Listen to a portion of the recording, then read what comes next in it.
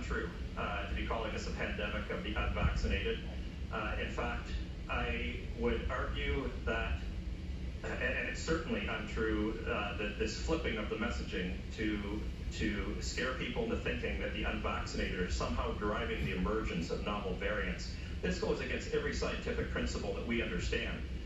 The reality is the nature of the vaccines that we are using right now and the way we are rolling them out are going to be applying the selective pressure to this virus to promote the emergence of new variants. And again, it's based on sound principles. We have to look no further than chemotherapy for cancers and the emergence of antibiotic-resistant strains of bacteria. The principles are this. If you have a biological entity that's prone to mutation, and the SARS coronavirus 2, like all coronaviruses, is prone to mutation.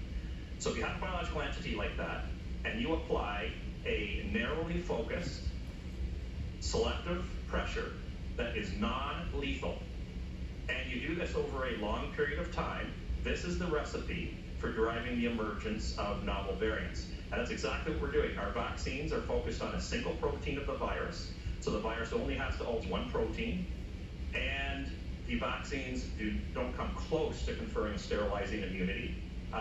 People who are vaccinated still get infected. It only seems to be particularly good at blunting the disease. And so what that tells you, therefore, is that these vaccines, in the vast majority of people, are applying a non-lethal pressure, narrowly focused on one protein, and of course the vaccine rollout is occurring over a long period of time. That's the recipe for driving. So that's driving the variants. And so it's exact. Your theory is that it's the exact opposite of what they're saying, because they're trying to demonize and intimidate those who have chosen not to be vaccinated for whatever reason. So they're to blame. They should be shunned. They should be punished, denied services, and so on. It's ridiculous. If anything, the unvaccinated are likely acquiring, probably in pretty substantial numbers, naturally acquired immunity, which I would argue, from an immunological perspective, is going to be much more protective than the vaccine-induced immunity against novel variants.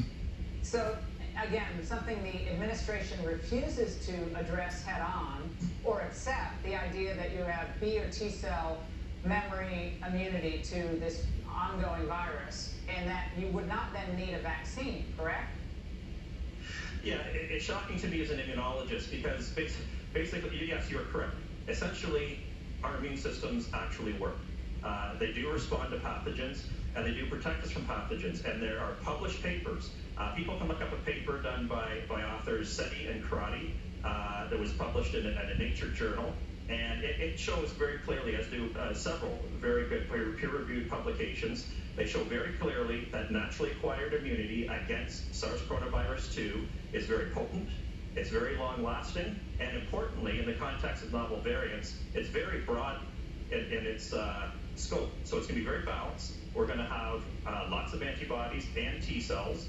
And the thing is, it targets multiple components of the virus. And this not is very just the one protein, not just the one protein. And exactly. So that's just it. So variants will occur. Yeah, exactly. So variants will occur that are going to be able to bypass the vaccine-induced immunity, but those viruses aren't going to be changing all the other components that people who have naturally responded are protected against.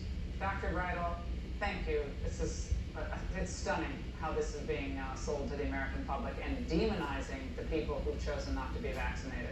Thank you. Now, President Biden